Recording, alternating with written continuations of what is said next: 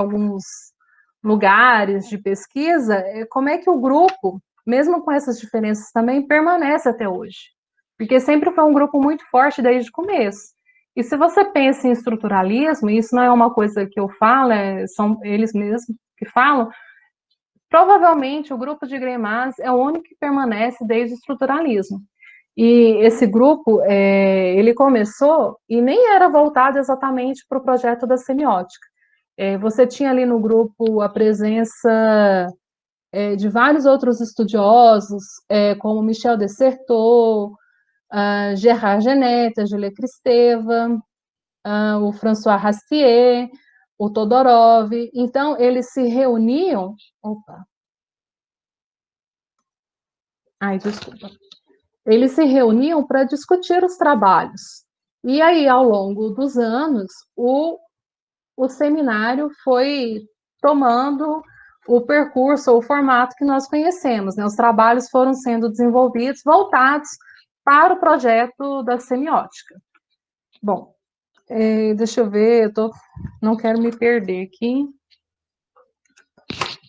E aqui eu tenho um resuminho, pensando nas propriedades que o Murray fala, do grupo de especialidade, o que você analisa quando pensa num grupo de pesquisa?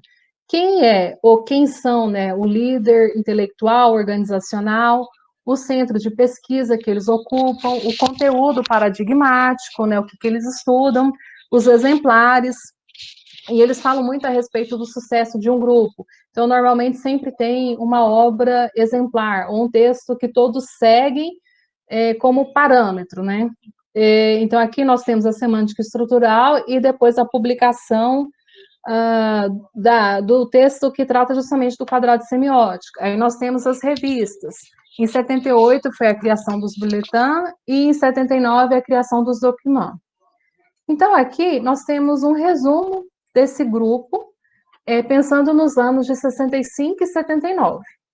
Porque isso era o que era importante para mim, para pensar na questão do recorte do corpus. Porque se você pensa em semioticistas greimazianos, você tem outros, você tem o Bertrand, você tem Bourdon, você tem Coquet. Então, quais foram os princípios que nos guiaram nesse recorte do corpus? Primeiro, essa questão do grupo e os autores que trabalharam voltados para a questão do sensível, ali perto de Greimas e depois dos anos 80, 90, e também a questão da recepção. Porque, como são muitas obras, você tem que ir fechando e procedendo recorte a recorte. O segundo recorte foi a recepção brasileira, principalmente no estado de São Paulo.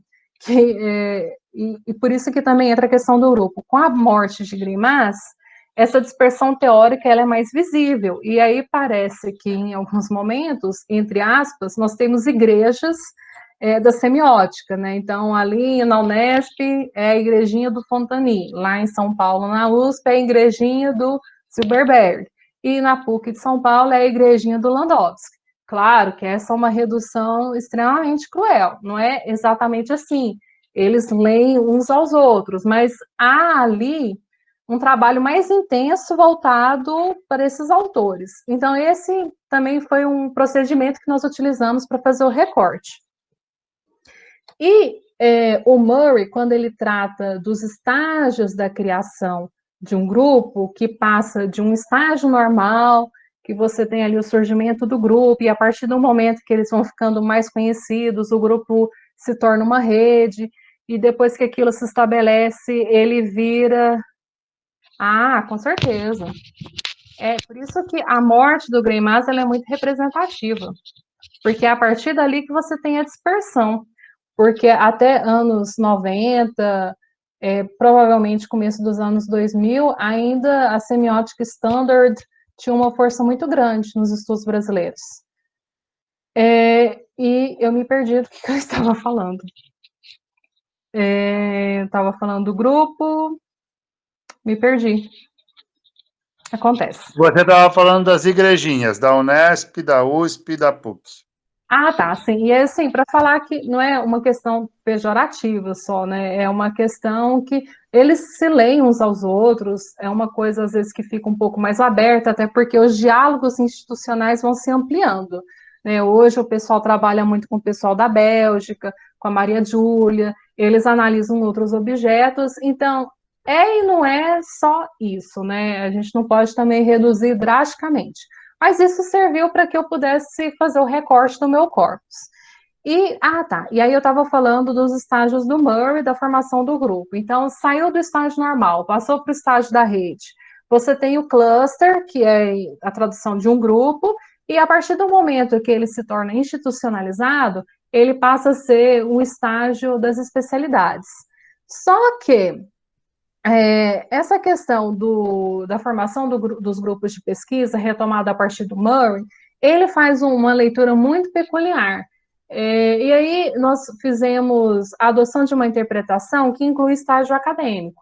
Mas se você retoma a própria teoria do Mullins, esses são os 4 estágios, né, dos anos 70. Bom, então, o quinto estágio que nós propomos, pensando justamente nessa questão e da presença intensa e extensa do GRIMAS, a gente colocou a dispersão como quinto estágio. Então, aqui nós temos mais um gráfico de correlação inversa, e que nós temos a figura, a liderança do GRIMAS, e aqui do outro lado nós temos a dispersão, né? Nós temos aqui o desdobramento científico institucional. Então, quanto mais próximos da liderança de Grimaz, mais forte era essa noção de grupo em questão teórica. E quanto mais distante dessa liderança, que infelizmente se dá a partir da morte dele, acho que em 93, você tem uma dispersão desses teóricos que estavam perto dele, uma dispersão geográfica e uma dispersão teórica, que é muito comum nos grupos também, porque no grupo, mesmo que você tenha uma forte presença de líder, cada um tem um objeto pessoal, né? Não tem como você concordar com a pessoa 100%. Então, os projetos variam, e a partir do momento que você não tem um líder ali guiando tudo aquilo que você faz, é bem provável que você siga o seu projeto pessoal. E isso a gente consegue perceber, olha só a questão da citação, na escolha de filosofia que eles fazem na semiótica. É claro que eles citam vários, mas, por exemplo, no Fontany você consegue recuperar muito a fenomenologia do Merleau-Ponty, de Roussel, enquanto para o Zilberberg é uma fenomenologia voltada mais para Cassirer. Ele fala do Merleau-Ponty? Fala, mas ele fala muito mais do Cassirer. E o Landowski, ele está mais voltado para a fenomenologia do Sartre. Então, até isso interfere na maneira como você vai trabalhar, não só na historiografia, mas pensando assim, enquanto autor, como é que você escreve. Na historiografia, pode ser que uns citem mais os Swiggers, outros citem mais o Conner, vai depender também dessas preferências. Bom, então, aqui nós temos o corpus. Foram 50 anos, né? O corpus se baseou nisso, a partir de 1956, de um artigo do Greimas, que se chama Atualidade do Socialismo. Por que esse é o primeiro artigo e não a semântica estrutural? Porque lá, o Greimas, ele já fala do Merleau-Ponty. E a fenomenologia do Merleau-Ponty é uma das entradas do sensível na semiótica, né? Pela questão da percepção. E é também interessante porque, acreditem ou não, é por meio do Merleau-Ponty que Greimas vai reler Saussure. E isso vai mudar completamente o que nós entendemos a respeito da semântica estrutural. Então, nós temos aqui de Greimas, desde a atualidade do Saussurismo até a sua última obra publicada em vida, em coautoria com Jacques Fontany, que é o Semiótica das Paixões, que a Janice conhece muito bem, Sebastião, claro, acho que o Paulo também, e eu não sei mais, acho que é o Pedro que está estudando a semiótica, eu não tenho certeza. E tem o da Imperfeição de 87, que é uma obra de Greimas, que as pessoas, muitos semioticistas, consideram como o momento da virada modal na obra semiótica. Em relação ao Claude Zilberberg, como eu já falei a respeito da recepção brasileira, é um dos autores que nós vamos estudar, Essas são as obras que também têm um foco voltado para a questão do sensível, né? Então, Razão e Poética do Sentido, esse aqui dos estudos do Valéry e as questões que envolvem a gramática tensiva. Há um livro que está lá com o Fontani, que também foi escrito em coautoria com Claude Zuberberg. E isso também é um aspecto importante quando a gente pensa em grupos de pesquisa, porque também faz parte de um dos estágios o momento em que os cientistas começam a publicar juntos. Então, eu sei que o Grupo Imago, por exemplo, publicou um livro recentemente com diferentes trabalhos, né, que foram orientados pelo Sebastião. O Jacques Fontani, nós vamos retomar ali a partir desse artigo, né, em 86, passando ali por algumas obras e parando em 2004 com Somar e Semar. Em alguns momentos eu trago o Corpo e Sentido, que é a reescrita, que é a bricolagem do Somar e Semar, mas só para fazer os comparativos durante a obra. Mas o nosso ponto final é o ano de 2006, né? Então, nós temos aqui Eric Landowski, começando em 95, e indo até as interações ciscadas.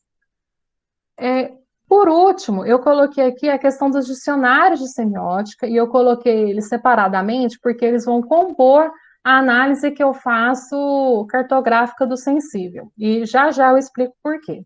Mas aqui nós temos dois dicionários que são conhecidos. O primeiro, né, o dicionário de semiótica, e o segundo também, que foi publicado em 86.